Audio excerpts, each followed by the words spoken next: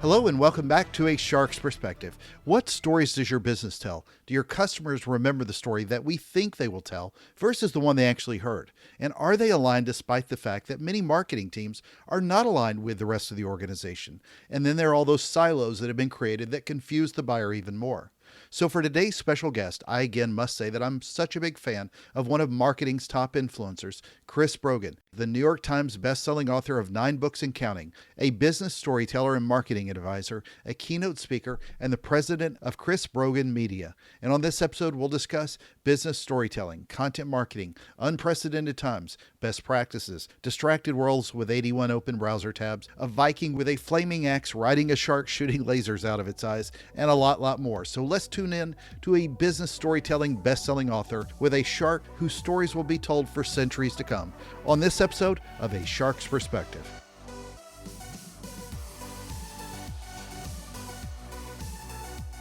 Chris, thank you again so much for joining us today on A Shark's Perspective. You're obviously an extremely well-known marketer and speaker in the space, but would you mind giving us just a quick synopsis of your background and your career to date? Oh my golly. Thank you, Kenneth, for having me on. Of course. My background is such a patchwork that it looks better in retrospect than it ever did going through. Before I got known for anything I'm known for, I was in telecom and wireless telecom, and I worked with Ma Bell and some of the other phone companies and vendors back in the way old days. And then I, joined the circus somewhere back in 2006. I worked for an event called Video on the Net called Vaughn, and it was basically part of Jeff Pulver's views of the future. And then I left that and went to another event company, and then I started my own. Now, all through this, I started a blog way back in 1998, back when it was called journaling. And I have since then been writing all the various new media technologies as they've come along. I had a podcast starting in 05. I got on YouTube in 05. I'm user 10,212 on Twitter. So all along, it's not that I thought the tools were cool. I thought that, man, there's got to be some really fun ways we could connect with other people. And as I started sharing about that, I started saying to big companies, hey, there's some kind of magic in this old silk hat. And then I have spent my entire professional career wandering in and out of big companies saying dumb things, and some of them help people make money and some don't. And then I wrote some books, and I guess that's kind of how I get here. I wrote my first book with Julian Smith, was a New York Times bestseller by the grace of someone, and 9 books and counting. It's and amazing. After 2 books, you're like a crazy cat woman, so you know that. Yeah. And that's me. What how often are you writing books now? I mean, is this, once you get through that first one, you start cranking them out pretty quickly? You do, and then something happens, and you write a mainstream book in 2015 that you think is your best work ever, and the book really could have been subtitled "No Companies Ever Call Chris Ever Again," and because it was a book about entrepreneurship, Right. and there's nothing a Right. big company wants to hear less about than you could do it by yourself. And so that book was called "The Freaks Shall Inherit the Earth." Yeah. There were a whole bunch of bats all over the cover. It's my favorite book I ever wrote. And I wrote it for my kids. So, the fact that Wiley was willing to publish it, even though it's basically just my 2 weirdo kids, because they'll never have a regular desk job ever in their life, Mm-hmm. I figured maybe there's a few million other people who won't. So I wrote that. But this next book is called, Who Do I Got to Make Out With Around Here to Get a Speaking Gig? And I think that's basically what it's about. No, but, I'm making jokes, but at the same time, Kenneth, that's how it went. But, I've always had this perspective that I think spans what entrepreneurs and big companies have to do, which is, Sure.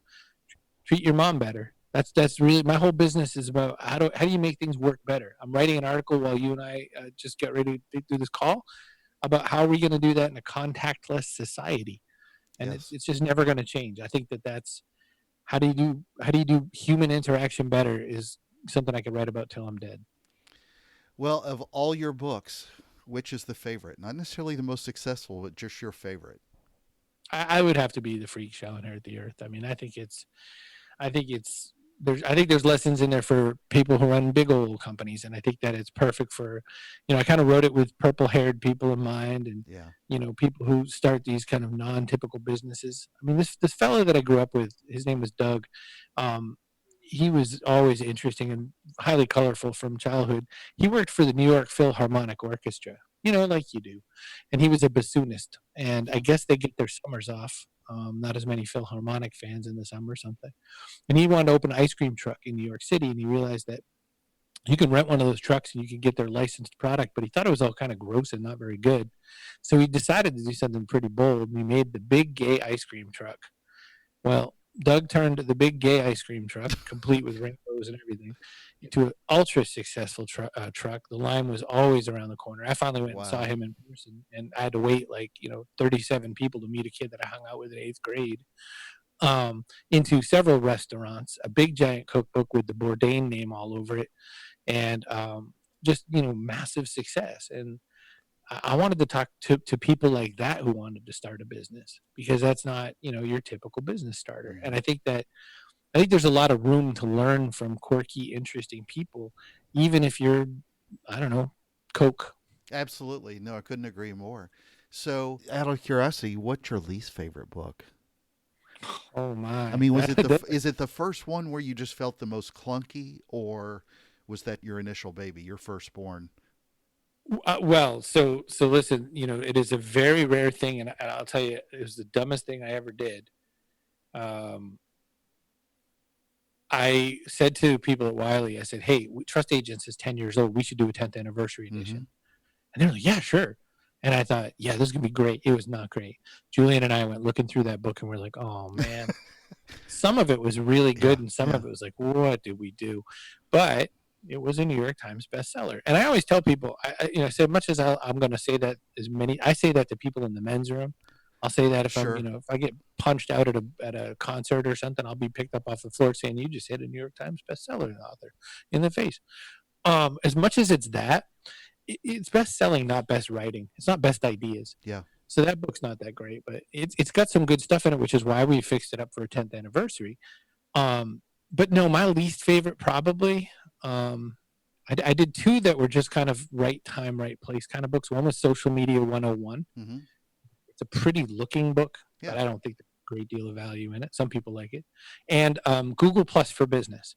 And the only reason I don't like Google Plus for Business, because if you read it even today without Google Plus, you'd still see my view in it, Kenneth. Yeah. The reason I don't like it is, of course, Google Plus failed, and it had nothing to do with it being a bad product. Absolutely. It had everything to do with Google saying, "Never mind, we don't need it. Never mind." And so that's me. Bad. Well, it's so often that I ask people what their favorite book was, but it's rare that I get to ask somebody what their least favorite was when they started. It's always sort of interesting to see how people go through that middle process. And obviously, it sounds a lot better to tell somebody, if you were getting in a fight, that you're a New York Times bestseller than, do you know how important I am? I'm a Kindle bestseller for 99 cents. So there's a lot of those right now. But you brought up a memory of mine, too. I worked in the telecom space as well. It was the single point of contact, or SPOC, for AT&T. So that was a lovely designation that I'll hold. I was one of just a few people from, that represented other consulting firms that were yelled at on many occasions by them. But looking into your background as well, and having heard you speak before, I'd love to kind of dive into some of the things that you talk about, which is really sort of near and dear to me. And one of them, first off, when you talk about losing the thread, I love this topic, and it's that distance between the idea and execution, from the moment a leader first attempts to convey the vision of what they want their team to accomplish, people start to lose the thread. Leaders speak about objectives, point to numbers. They talk about a book they read and repeat other people's words. That's, again, I'm sort of reciting what's on your website, but I understand what you mean by that, but I would love to sort of unpack that whole discussion point. So one thing I want to say is that when I talk about that thread, the part of that comes from Tamsin Webster's The Red Thread. Comes from the concept of a through line. What happens a lot in this world? Let me give you a good example. There's a little pause between you asking me that question and me answering. What happened was, I thought I had my phone on silent, but I had it on vibrate, so it vibrated, and so I had to look down and mess with it to make sure it was on silent. Right? So look what I did. I got distracted during our call, our very important call here for this podcast, and I had to mess with my phone. Well, that's all humanity. Yeah. Always, way more now, right? Yeah. Oh yeah. So think about business and think about leadership and all that. We live in kind of a Netflix world. We live in this world where we're flipping through stuff all the time. If I asked every single person paying attention, well, put this, we're listening to this podcast. What is anyone doing? They're not sitting there with their eyes closed in a dark room. Right. They're, whenever they get to listen to this, they're either out jogging, running, they're, maybe the gym's open, whatever. But we're doing multiple things. If I ask you how many tabs are open on your browser, Oh you're going to God, make a blush face, right? There's always 81 tabs on someone's browser. absolutely. And so that's true at work too. Work's no different. And no matter what kind of role you have, unless you're a neurosurgeon, where you really darn well better be focused, um, we lose the storyline. And what happens is a lot of times with leadership, and the whole reason I came up with this whole story leader idea is, bosses get told all the time, "Hey, listen, you gotta use storytelling because I just read this book and it said storytelling's good." The manager goes, "Oh, okay, boss," and he goes, "You're good at storytelling. You've told some stories. You've drank beer, and that's it." And what happens with stories, and this is something else I learned from Tamsin Webster, by the way, is there's the lesson we think they're going to take from it, and so what we end up having to do is we have to be explicit about what that lesson is. Hmm. So when I teach people how to tell business stories, which are different than just any old story, after you end the story, you also have to label the story with kind of what the real takeaway is, Hmm. really explicitly. Like, if you took a murder mystery and told it like a business story, it would be so awful. Oh yeah. Because the way I tell a murder mystery was the butler did it. Okay, let's talk about it. And then I would tell some Right. story. And I'd finish the story and I'd say, and so that's why you should never hire a butler from Panama. And you'd walk away going, "Oh, I totally understand what he said to me there." Yeah. It wouldn't be fun. It wouldn't be like a mystery, but you'd get the data you need from it. So that's what I'm teaching in business storytelling is how to front load a story, how to be brief and clear, how to make sure you label and package the story that people understand what to do with it when they're done, and which type of story to use when. That's why I put it together. So I haven't ever told Tamsin this, but I was mad at her first after the first time I saw her speak because as somebody with ADHD, I can clearly tell you that when you talk about looking at the phone and the 81 tabs, that's me. I mean, it's been Yep. been that way my whole life. But when she crystallized something I've been trying to articulate for years and then put it behind that red thread, it just really upset me because she had done it. She articulated it so well, and I love that because I also see it a lot with entrepreneurs today, who try to tell their own story and it just completely gets lost as it goes to. It's the same as with any story. You start on one end with talking about Domino's Pizza, and by the time you get to the end of the line, it becomes Rubber Baby Buggy Bumper or something, absolutely ridiculous example. But it just seems that so often people don't articulate that story well, and it just gets lost as it goes down the line. So then thinking about what you also talk about, how should marketing teams go about developing those marketing strategies that rely more on that business storytelling, customer experience, and digital channel development, especially in light of trying to articulate what their leaders are wanting to convey. Right. And so there's another break in the system too. Exactly. A lot of companies think of marketing as that thing you have to do to get sales, but in no way is it married to what the rest of the organization's doing. 100%. In fact, there's that sort of sense that there's those weird people in marketing doing that marketing stuff, and we're just going to be over here doing our dumb job, right? And they're so far afield it might as well be from some other planet. Mm-hmm. And it's a scenario that I see over and over again in companies because of just how we've been trained to make factory systems and silo systems. It doesn't work, right? Like, we you can watch a really interesting ad for a company and it'll be all wiped out in a bad customer experience in seconds. And so if things aren't aligned, that doesn't really work really well. There's a bank that just recently gave away a whole bunch of really complex business loans. So they said, "We're really here for you in this time of trouble." Oh yeah. And then their business loan process was so unnecessarily paperwork heavy and so messy and stupid that it backfired badly. There's other situations where when people are saying we're really here to support you, and every single thing they do is but we don't want to support you by actually executing our business. We'd like to avoid you actually having to take advantage of the business. That becomes a problem. And so the other piece of talking through stories and why so I always say story is the best unit of memory. Like it's the best container for Mm-hmm. memory, right? So stories work in a way that nothing else does. If I say, I told you we were discussing your Memphis roots, and I talked about Beale Street, and I talked about Great Barbecue, and I talked about the Peabody Hotel and all that, and you say Memphis, and that's what clicks in my head. And I could walk you through 6 more really fun stories from a Sure. few days' time there that happened, by the way, 8 years ago. But if you said to me, Oh, and by the way, FedEx was the anchor sponsor of that event because they wanted to hear me, and they brought like a whole bunch of people. So I was like, oh, well, that's great because I really like the service.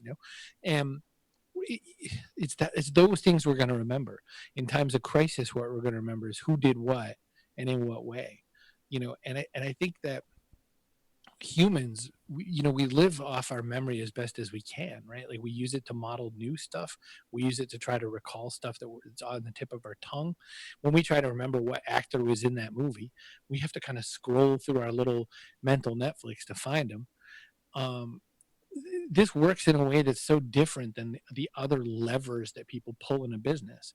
And it's important for productivity, and it's important for delivery, because if you're not working from a story, you're making other systems do the heavy lifting, and it's harder. It's like holding your groceries out in front of you as arm's length instead of letting your entire body structure do it at your sides like normal people. Sure. Well, we're going through a world, though, with, I hate to say unprecedented times. I just don't want to use that phrase ever again. But, with so much more pressure that's going to be on marketing and businesses to get back to growth, I'm really interested to see where content marketing is going to be part of the play in that.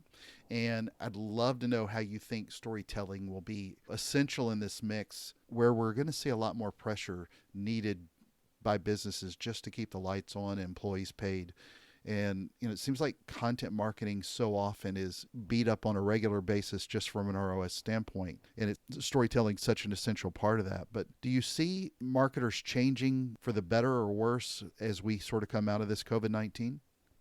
So short term, it's going to be worse than anyone could ever imagine, and that's because people are phoning it in. It's there's a difference between authors who are doing something, or creators of any kind who are doing something, from a place in their belly and trying to really help out business. Like always remember that there's like a continuum, right? Like there's some people that are so artistic that their stuff doesn't really serve a business, and there's some people who are so businessy that their stuff doesn't serve anyone's soul, right? It's Yeah, just it's yeah. just and what we're always aiming for is that kind of needle dial that says this makes me feel something and it makes me want to do something. I'll tell you about a really simple commercial, and I almost never like to praise commercials, because what are they? They're just like the random fodder. But Lincoln Motor Company just announced this thing where you could buy Lincoln on the web. Now, I bought my car in 2010 on the web, because there was a guy who had this cool virtual dealership, and you basically picked out whatever kind of car you wanted. He Mm-hmm. sourced it and picked it up for you, and you just added sort of like 1,500 on top, and that was a beautiful thing. And Lincoln says we're going to do this thing where you could just order it on the website. We'll drop it off at your house. We'll just hand you the paperwork and the key, and we'll get out of your driveway. And they wrap that around their catchphrase right now, the power of sanctuary. They said, we know your home is your sanctuary. We know that in this moment it's important to feel safe and secure and okay and blah, blah, blah. We want you to feel that in a Lincoln as well. And in the process, you could just order from the sanctuary of your home, and we'll just drop this thing off in your driveway. And no one's thought like that before, because every car ad is test drives, mileage, and 0% down, right? And so that's good content, even though it's brief and it's a commercial. The stories we're going to need to tell, though, we're going to need to tell many more stories in a contactless world, right? We're going to need more digital, less face to face. And so there's such an opportunity for content. But I think in the short term, people are going to wreck it, Kenneth. I think they're going to just do what they've been doing, which is turn out words for dollars. And I think that if you outsource, and I work for a lot of I write stories for a lot of companies. So I'm not saying don't pay me, but I am saying Sure. demand something of quality, demand something that matches what you really want to convey for a story. I think the breakdown again, I hate to keep beating the word story over the head, but you kind of knew I would. Oh, yeah. It comes from nobody having a clear vision of what they're trying to get, what they want to convey with their company and what the persona is, so to speak, to use a David Meerman Scott word. It's so important to say, this is what I need the people out there to think about. This is my story of belonging. You belong here because you value this. Is the setting point of how you write good stories for content, for marketing and sales. So you talk about this even on your website with what you do with launching those kind of projects. How are you doing that in a non-salesy campaign? How do you sort of keep someone interested in telling stories if they're trying to drive sales? So no one likes to be sold to, but everyone likes to buy, right? I mean, we always want that thing we think that's going to make stuff better. Mm-hmm. I had a guy call me yesterday and he wants to do some story leader stuff, and he runs a small moving company. And he said, we're just at this spot where we're just kind of like everybody else. And I'm having real trouble conveying what matters. And it was right there. He just didn't see it. So I explained it to him. I said to him, well, you've got this really kind of cool extra detail about your moving company, Mm-hmm. which is that you work with a lot of people who maybe had a rough start in their life. And this is kind of a second chance job for them. Well, you're really not moving stuff. You're moving people. And so we move people needs to be the baseline of your story. And it means that you have to talk about the kind of people who work at this business or the kind of people who really value their opportunity to show you their excellence. And this isn't a job for them. This is a pursuit, And as I walked them through this story, he was like, oh. And I said, so, you can imagine, going to commercial accounts who hire and fire lots of people and move a lot of people around and relocate them. You can imagine saying, we treat every move as if we're moving one of your most valuable assets into place. You'd want to work with us. We're not just there for the hours and the dollars. We're there because we know this is someone else's big chance and they've just come to you. And we want to show them the first part of your experience of landing them in their new place and that kind of thing. And so we got it. And so that's not selling at that point. That's facilitating. And I think the best sales are facilitation. I think the best sales are service. So for instance, when I sell coaching, I never just say, I sell coaching. I say, I know you're in a spot where you're scratching your head and wondering how I'm going to make this work out. Yeah. I want to be another set of ears, and I offer that. And the only difference is that, the framing of I offer that means I will take money for that. And that's what we want, right? We want to buy when we need the thing. I gratefully paid money to Tams and Webster to help tighten up my storytelling and my writing about me. And I'm a guy who writes for a living. Mm-hmm. So I think that, you can always sell. I think what's scary is, I'll give you another example from the opposite direction. There's a cruise ship company that has been filling my inbox. And I haven't unsubscribed just because I'm so fascinated. Yeah. They want me to get on that cruise ship for $200. Right. And I'm like, yeah, I'd love to get on a plague ship, And so, and I'm thinking, there's a story every couple of days about a ship stuck at sea somewhere because no one wants anyone to get off of it. It is not the time to be selling discount offers on the ride. I get why they're doing it because they're doing it from the lazy marketer's playbook. But it is time to talk about what we're going to do going forward and how we're going to build, event experience around a world that needs to be a little bit more hygienically tended to. Tell you what, everything that's going on with COVID-19, I think is just fascinating to see where there is bad content marketing and everywhere that goes into, whether it's email or whatever it is, and bad salesmanship, stuff that's too heavy direct response that maybe worked in an environment where we sort of ignored it, but now it just seems to highlight everybody's spidey senses to bad marketing. And it's just sad to see people, as you say, sort of dial it in and do it that way. I don't normally bring up particular tweets. It's like everything else where you look at it and it's gone 2 seconds later. But in between when we schedule this and when you just posted something that I really liked, I want to kind of play back and ask you to elaborate on. You said one detail that you've noticed in life and business is that we have no experience with something. We seek only past models to try and fit it into our thinking. This won't work. It's like this other thing that failed, but every innovation is based on a new model not yet built.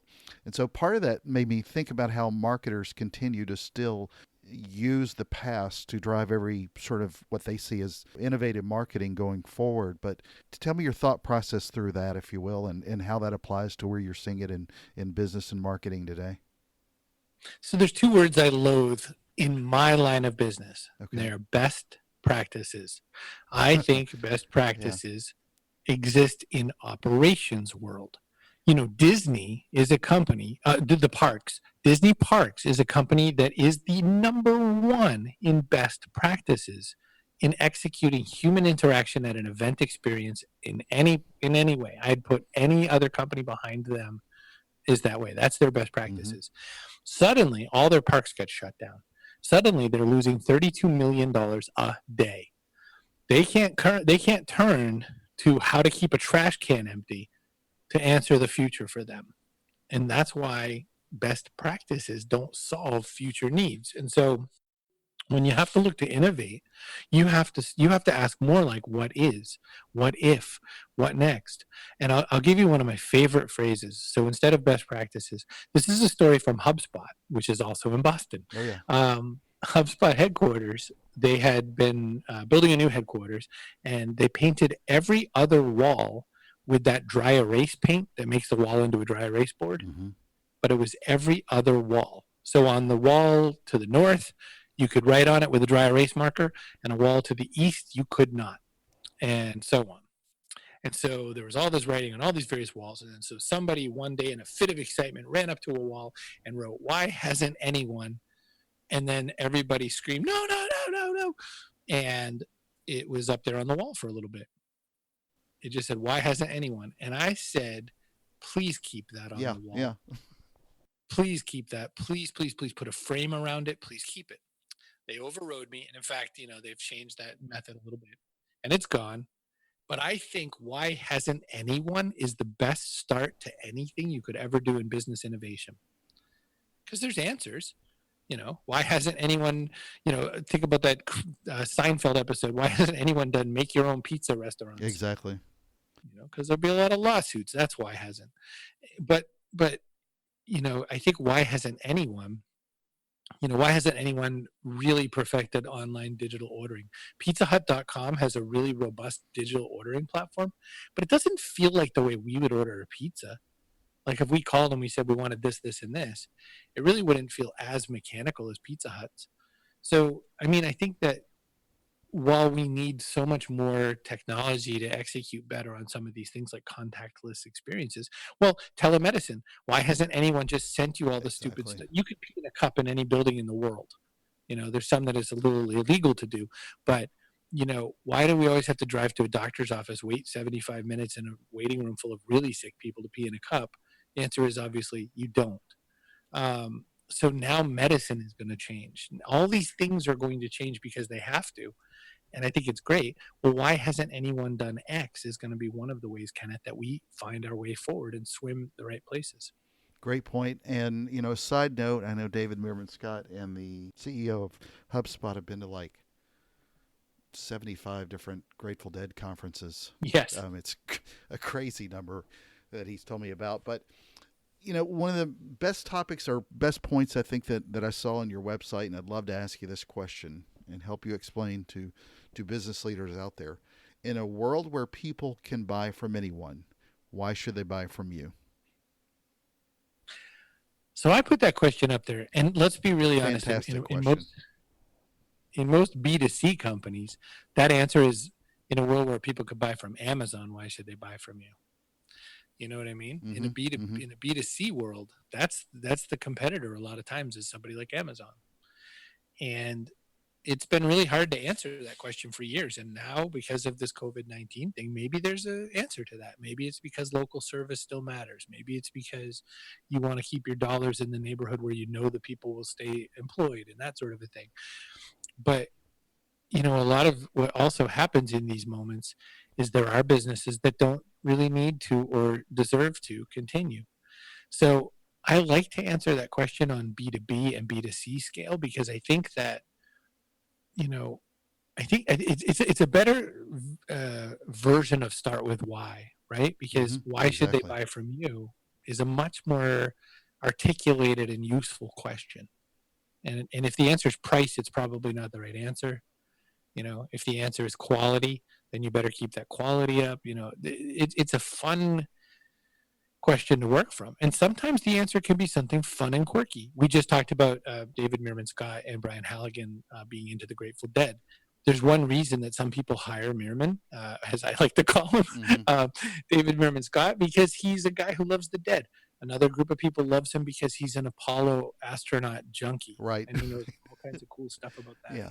There's all these quirky things that make us us. And I think that with me, you're going to get a weirdo. Like when people hire me to come speak at an event, I'm going to talk about superheroes. I'm going to talk about bodily functions. Like it's guaranteed. I'm not necessarily going to cuss like some folk, but I am definitely not going to stick to, you know, nobody ever got fired for buying IBM. I'm the one you get fired for buying. Yeah. And so I think that's my answer to that question. Yeah.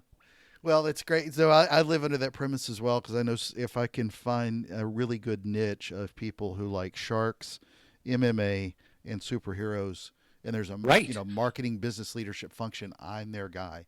That once that phone really starts ringing, I'll be able to justify that. But you're somebody who's well known as an author. You've got a diverse background. You've done a lot of things, but obviously you're a sought after speaker as well. With COVID-19, have you started to really rethink your own speaking career as well, and where you may or may not pivot in the longer term? I don't mean just the shorter term because you've got things to fill in, but are you looking at speaking differently as part of your own personal mix? That is a really good question. A little backstory for that. So I had a really meteor rise in the early days, like 2007, 2008, 2009. My number just kept going up. Then Trust Agents hit and won that big old New York Times thing, Mm-hmm. and it went even higher. And 2010, I was flying high. I spoke 106 events in Wow. 2010, which averages out to about one every 3 days. And living life. Shortly afterwards, I got separated and then finally divorced. My family fell apart, and I just hadn't spent a whole lot of time with my kids, which is one factor in that. And I went, maybe I need to dial this back a little bit. Which is a really personal story, but it's true. And so I said, well, I'll cut it down. So I went from 106 one year to 40 something the next year, which to me was cutting it down, which is still like almost one a week, Yeah. and went a little less. And then it's been a lot quieter the last 2 or 3 years because I don't have some new book out there right now. So no one's kind of matching me to a particular idea. And I wasn't really nurturing the business. I was just saying yes if the engagement worked. So this year, 2020, was when I started saying, I should get out there a little bit more. And I was like, okay. And so I started asking around. I started looking around, just like you said when you got back into it. I'm asking my friends who run events, and one of them was like, yeah, sure, fine. And then COVID-19 hits, and I Mm-hmm. said, oh, well, so I messaged a friend who's running an event who had a few people cancel. And I was like, well, I'll go down, whatever. I'm not going to catch a virus. And then the world shut down. And I said, well, there's that. And so I had not been speaking. Speaking was not a high percentage of my world. I'd been doing a lot of consulting work Mm-hmm. instead, which is like professional speaking, just in smaller rooms, fewer applause. And I definitely will continue to do that. I'm working on a new book, so if the world reopens, I would love to speak on that book because I love the stage. But I think that one of the details I'm going to try to bring forward in the next few years is just how to be you at a distance, how to be you in the digital, because I think that there's a lot of folks who aren't us who don't know how to look into a camera and who don't know how to keep their mouth near the microphone and who didn't have any kind of media experience before. And Mm-hmm. so I think that there's a real opportunity for everyone to suddenly have to be media stars of some kind internally, uh, to want to learn a little bit about how to do that a little better and how to deliver some value and how to make content that speaks in this space. So I feel like I'll have some work in front of me. It's just kind of slow going as everyone still tries to get their feet back underneath them. Well, everybody thinks they're getting their training on TikTok, so I guess that's where so many of them are getting their media training right now. But I remember talking to Seth Godin about this one time, and it was really about how I'm a little bit of a germaphobe and have been my entire life with some OCD issues. But he also was talking about as things were starting to approach with all this stuff going on. He's trying to dial back some of his own speaking. But I never thought that my own, germophobia would play into my long term speaking career. But it's really interesting, and I'm glad you said that about family because there's a lot of folks that learn that lesson. I've tried to balance my own speaking with being able to balance family first, and maybe I'm just lucky that I got back into it later after losing parents, so I wasn't on the road as much as you. But it's a tough lesson for a lot of folks out there. It sure is. Chris, you have this amazing, awesome cartoon character on your website of you riding a shark shooting lasers out of its eyes. It's literally upsetting to me that I don't have that, considering I have a great white and other shark stuff on there. How did that come about?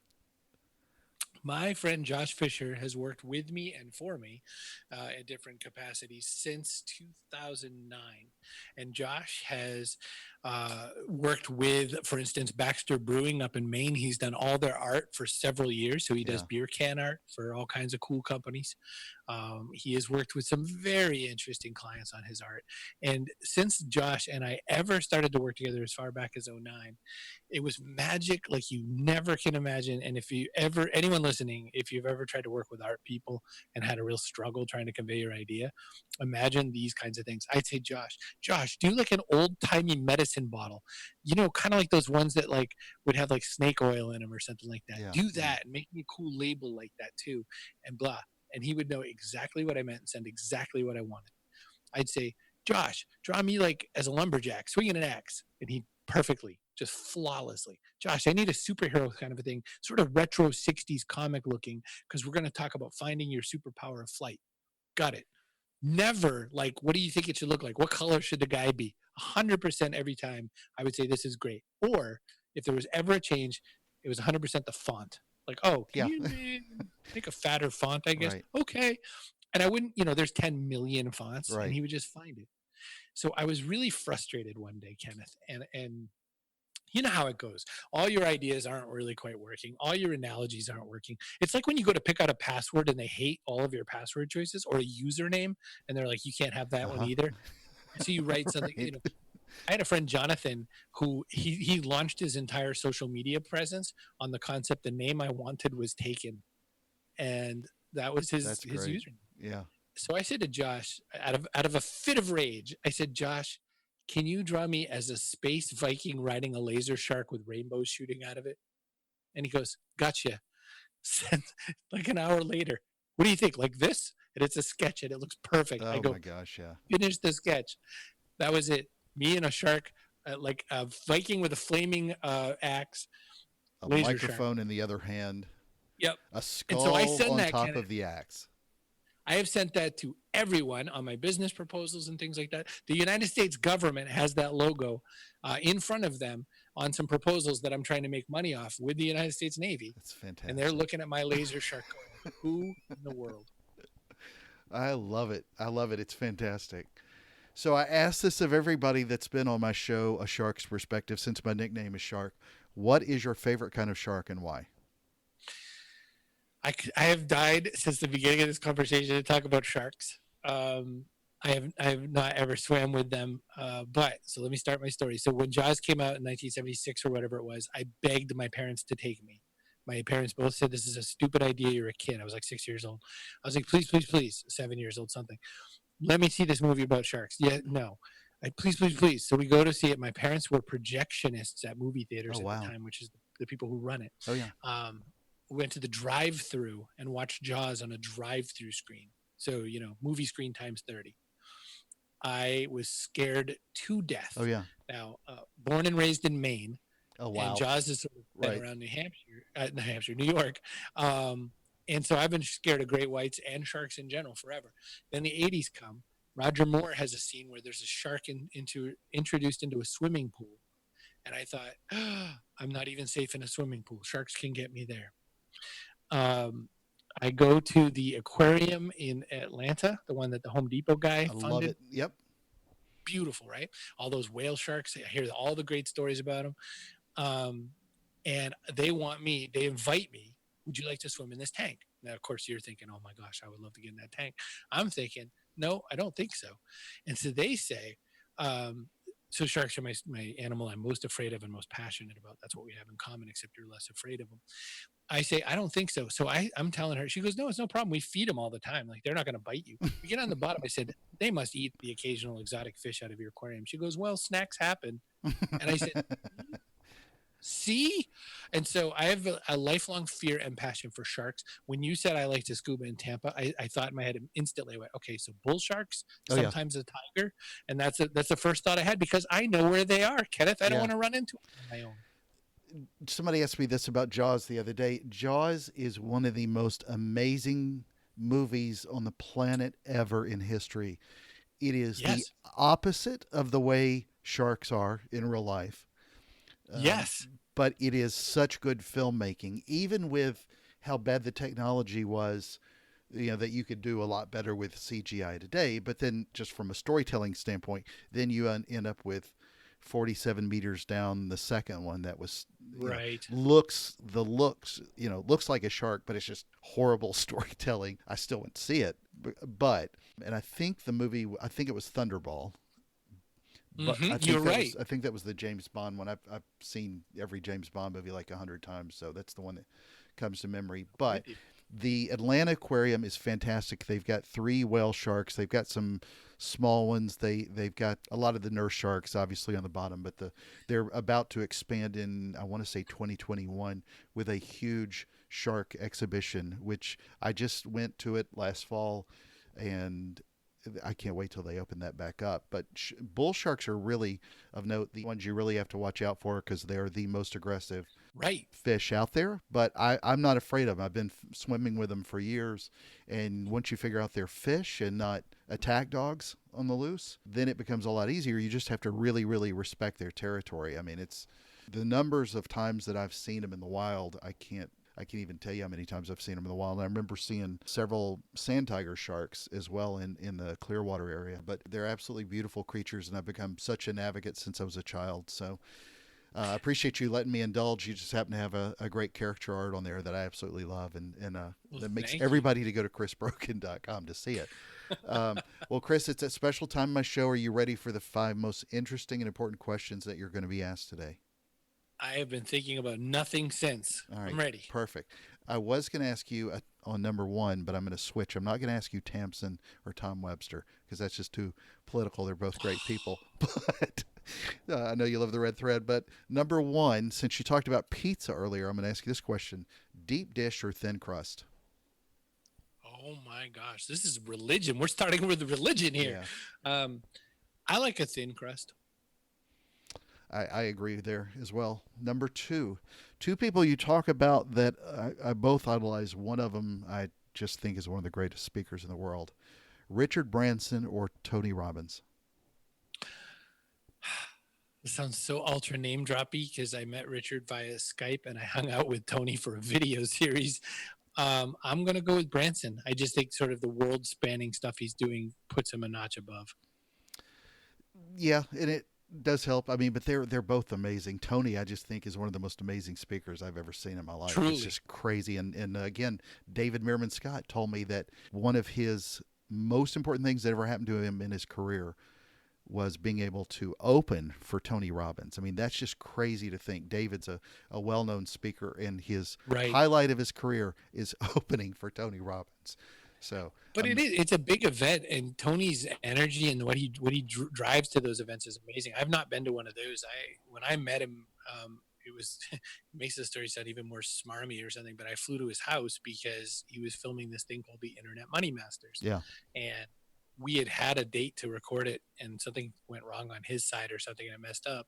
So this makeup date was me flying to hang out with him. And he mentioned something about going to one of his events, and I said, "Yeah," in that sort of way that you say when you know they don't really. And David, subsequently has made me regret it every day of my life. So. I bet. Well, by the way, I'm going to be launching a mastermind at some point soon to help people get over their fear, business leaders especially. So my version of Tony Robbins' Walk on Coals, which is another reason why I like the guy, is swimming with sharks. So, the coals don't possibly eat you, but you can sit at the end of the boat and watch from the top deck if you like. So, all right, number 3, gummy bears or jelly beans? Wow, that's a good question. Jelly beans, but I'm going to make it worse. I love black jelly beans. Oh, absolutely. Licorice, the best. Yes, sir. All right, number 4, a storyteller / consultant or author? A sounds so pretentious, so I guess I'd go with author. Yeah. Well, did you mention that you're a New York Times bestseller? I did. Not yet. Not yet. On my business card for a really long time, many, many years, my title was listed as typist. Oh, that's great. It's just because I can't abide I don't know where this came from, but I really just can't abide, having to live and die on my title. I used to, I guess. Maybe it's like, an ex-smoker is worse than a Right, non-smoker. right. I'm sort of an ex-title fetishist, so I now go for the simplest title I could come up with. Well, I'm an ex-smoker, but another story is I've got some cards that have Chief Shark Officer on there, and I love getting emails from people that don't appreciate that that's a completely ridiculous title, and they say congratulations on the Chief Shark Officer title. I love every time I've gotten that. But number 5, and the most important question that you're going to be asked today is biscuits or cornbread. Cornbread. And I know, like, I'm insulting a whole massive amount of human beings when I say that. And I had some incredible biscuits in a little small airport restaurant in Norman, Oklahoma, with my friend Becky McCrae. And maybe it was the company that made the biscuits so good, but those are the best biscuits I ever put in my mouth. Don't tell my mom, because she makes biscuits. But I love cornbread, and I don't know why. Born and raised in New England. I think that's probably something to do with it. Sure. But if you put the gun to my head, you can only have the one. It's going to be cornbread. Sorry. Nice. So, Chris, where can people find out more about you with getting the books, keep up with hearing you speak, and more? chrisbrogan.com. And if you don't mind, just grab my newsletter, because my newsletter has one extra magic superpower, which is you can always just hit reply any day of the week. Yeah. And you can talk to me. I don't have any staff that answers it. You just talk to me direct. So not only do you get content, but you get contact. Absolutely. Chris, thank you again so much for being with us today on A Shark's Perspective. Best day of my week, Kenneth. Thanks for having me.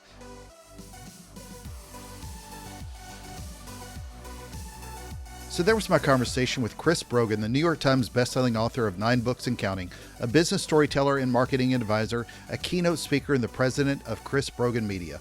Let's take a look at 3 key takeaways from our conversation with him. First, we live in a very noisy and distracted world, flipping through stuff all the time. Like he said, you're probably not sitting there while your eyes are closed listening to this podcast. You're walking around, looking at your phone, checking emails, etc.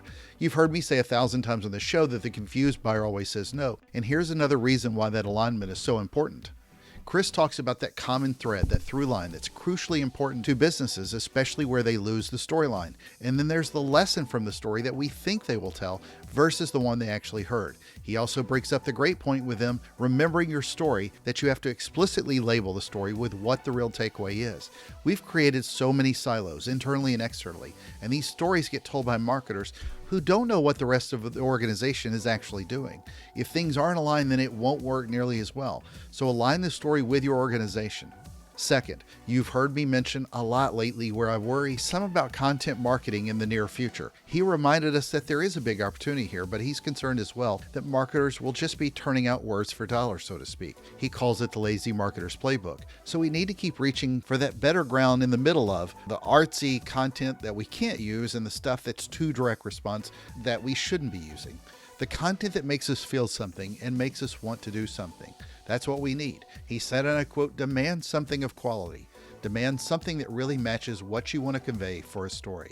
Third, he loathes the phrase best practices, and God bless him for saying that. He thinks of best practices as operations. I'm okay with it in marketing, but what typically happens, especially in marketing, is that it becomes groupthink, and that doesn't help anybody. What he does importantly remind us of, though, is that best practices don't solve future needs. So when you start trying to be an innovative business leader, don't solely leverage the past to drive your innovation. As he said, why hasn't anyone? It's the best start to anything you can do in business innovation. That's a better place to start. Got a question? Send me an email to kenneth@asharksperspective.com. Thank you again for the privilege of your time. As Chris said, treat your mom better. That's just another reminder for me to give a shout out to my mom, who's hopefully just looking down on our baby shark and smiling. So join us on the next episode of A Shark's Perspective.